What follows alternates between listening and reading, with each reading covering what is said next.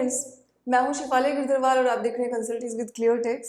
इस वीडियो में आपके साथ डिस्कस करूंगी कुछ इंपॉर्टेंट प्रोविजन जिनको ड्यू डेट एक्सटेंड नहीं हुआ है। तो अब 3 सेट ऑफ प्रोविजंस हैं। कौन कौन से प्रोविजंस हैं?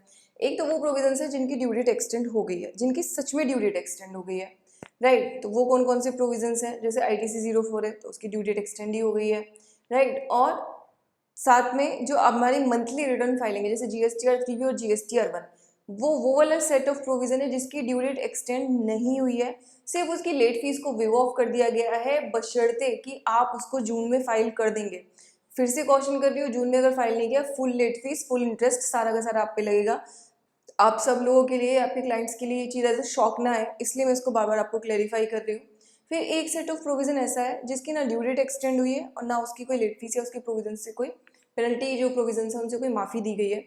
ये प्रोविजंस हैं जैसे कि इनवॉइस रेज करना। तो ध्यान रखना कि हम सब लोगों को इनवॉइस रेज करना अब भी मैंडेटरी है। यहाँ पे एक सवाल पैदा होता है कि हम में से कुछ लोगों ने शायद अपनी जो सर्विसेज हैं, अपने जो गुड्स हैं, गुड्स के तो चलो एक अलग केस है, जब डिस्पैच होते हैं तभी इनवॉइस रेज होता है, लेकिन कंटिन्यूस सर्विसेज के केस में क्या होता है कि हम लोग मंथली इनवॉइस रेज करते हैं। तो क्या आपने अगर वेवर कर दिया, यानी कि वेव ऑफ कर दिया अपने इनवॉइस, आपने नहीं रेज किया, चलो इस महीने के लिए नहीं चार्ज कर रहे, तो आपके ऊपर क्या अभी भी फिर GST की लाइबिलिटी आ सकती है?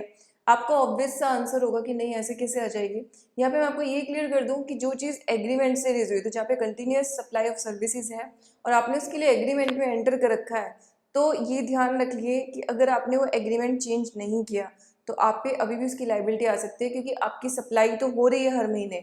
आपने रेंट पे कुछ चीज़ दी हुई थी, अपना कोई फ्लैट दिया हुआ था, आपने दुकान दी हुई थी, फ्लैट तो चलिए एग्जेम्प्टेड है, आपने अपनी शॉप दी हुई थी रेंट पे, तो रेंट तो उसका अभी भी चढ़ रहा है आपके एग्रीमेंट के हिसाब से। तो या तो आप अपने एग्रीमेंट के अंदर एक क्लॉज डाल के उसको चेंज करा लें, लेकिन अगर आपके अंदर वो भी, आपके साथ वो भी पॉसिबल नहीं है, तो एटलीस्ट आप मेल पे एक कंफर्मेशन, तो अगर आप टेनेंट हैं या आप लैंडलॉर्ड है, दोनों में से कोई भी कर सकता है कि आप मेल पे रिटर्न में कंफर्मेशन कि ये एग्रीमेंट ऐसे ऐसे करके हम लोग इसको अमेंड कर रहे हैं, और इन पर्टिकुलर टाइम पीरियड का जो रेंट है या जो इंटरेस्ट है, कोई भी कंटिन्यूस सप्लाई आपकी सर्विस की जो है, उसको हम लोग वेव ऑफ कर रहे हैं, और इसी के हिसाब से हमारा agreement will also stand amended.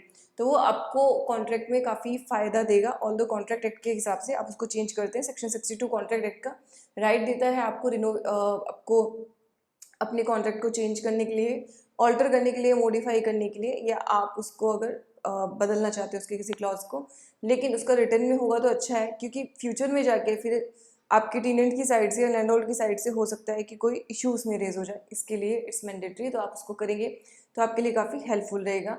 और ध्यान रखिएगा कि अगर कोई भी सर्विसेज आपकी जा रही हैं या कोई भी आपकी गुड्स जा रही हैं, कोई सप्लाई अभी भी जा रही है, तो उसके लिए आपको इनवॉइस रेज करना अभी भी मैंडेटरी है। जब इनवॉइस की बात चल रही है तो ई-वे बिल की बात ना चले, ऐसा हो ही नहीं सकता।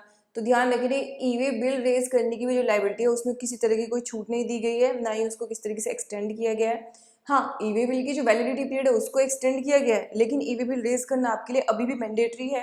तो अगर आपके गुड्स के कंसाइनमेंट अभी जा रहे हैं, तो काफ़ी सारे लोगों के कंसाइनमेंट ऑब्वियसली जा भी रहे हैं, तो ई-वे बिल रेज करना ना भूलें, क्योंकि उसके अंदर अगर कोई इशू अभी पाया गया तो डिटेंशन अब भी हो सकती है, और उल्टा अभी आपके लिए छुड़ाना और बाकी सब चीज़ें उल्टा और मुश्किल हो जाएंगी, क्योंकि ठीक से जो प्रोसीडिंग्स है वो इस समय डिपार्टमेंट में नहीं चल पा रही हैं। तो ये था इंपॉर्टेंट प्रोविजंस जिनको कि एक्सटेंड नहीं किया गया। वैसे कुछ और भी प्रोविजंस हैं, लेकिन जो आपके लिए सबसे ज़्यादा इंपॉर्टेंट है, मैं सिर्फ उनको यहाँ पे डिस्कस कर रही हूँ।